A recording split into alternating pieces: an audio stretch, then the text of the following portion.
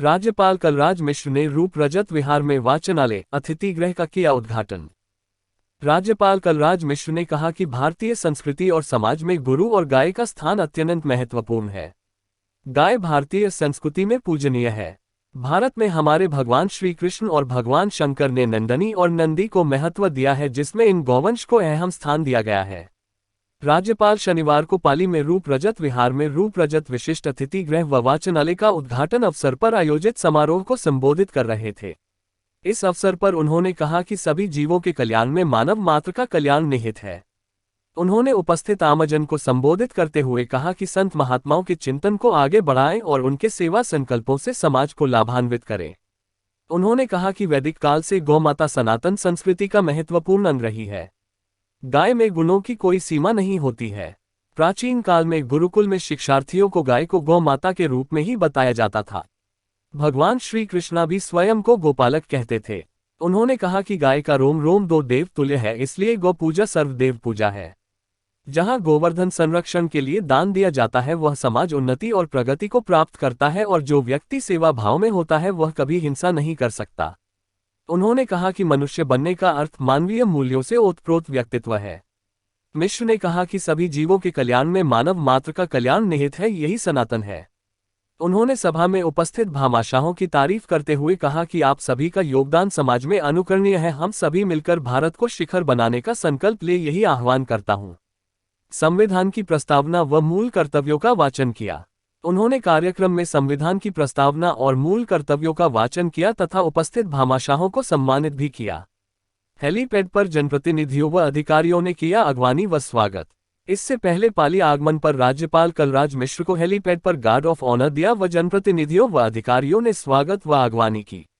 इस अवसर पर सांसद पीपी चौधरी, राज्यसभा सांसद लहर सिंह सिरोया, विधायक पाली ज्ञानचंद पारक, संभागीय आयुक्त श्रीमती वंदना सिंघवी, पुलिस महानिरीक्षक राघवेंद्र सुहासा, जिला कलेक्टर नमित मेहता, जिला पुलिस अधीक्षक गगनदीप सिंह सिंगला, अतिरिक्त जिला कलेक्टर प्रशासन डॉक्टर राजेश गोयल सहित अन्य उपस्थित रहे। के आदर्शों, संस्थाओं, राष्ट्रध्वज और राष्ट्रगान का आदर करें। 2. स्वतंत्रता के लिए हमारे राष्ट्रीय आंदोलन को प्रेरित करने वाले उच्च आदर्शों को हृदय में संजोए रखें और उनका पालन करें। 3. भारत की प्रभुता, एकता और अखंडता की रक्षा करें और उसे अक्षुण्ण रखें। 4. देश की रक्षा करें और आह्वान किए जाने पर राष्ट्र की सेवा करें। 5. भारत के सभी लोगों में समरसता और समान भ्रातृत्व की भावना का निर्माण करें, जो धर्म, भाषा और प्रदेश या वर्ग पर आधारित सभी भेदभाव से परी हो। ऐसी प्रथाओं का त्याग करें जो स्त्रियों के सम्मान के विरुद्ध हैं।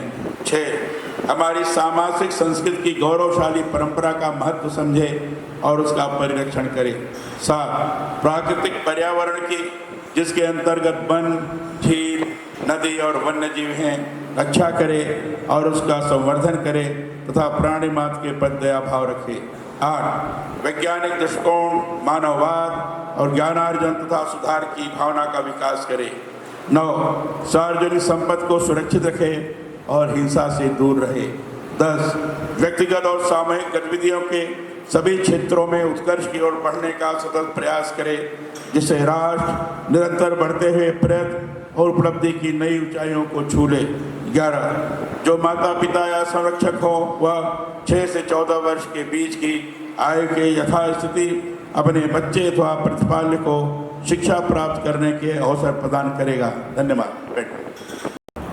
ये बात सही है कि मैं जल्दी भूलता नहीं हूँ, एक एक कार्यकर्ता के बारे में जानकारी भी रखता हूँ, लेकिन मैं बहुत ही बड़ी, मेरी स्मरण शक्ति बहुत अधिक है। यह कह करके मुझे महिमा मंडित करने का प्रयास मैं समझता ये भी अतिरंजित की है। और मैं सांसद श्री पीपी चौधरी जी के मुँह पर तारीफ हो जाएगी, लेकिन मैं इतना कह सकता हूँ कि जब ये मंत्री थे तब भी और जब सांसद, जब सदन में बोलते हैं तो तथ्यों के आधार पर बोलते हैं, अनर्गल भाषा का प्रयोग नहीं करते। इस तरह का प्रयास इनका नहीं रहता, कुछ भी बोले जाओ, कुछ भी कहे जाओ, ऐसा नहीं।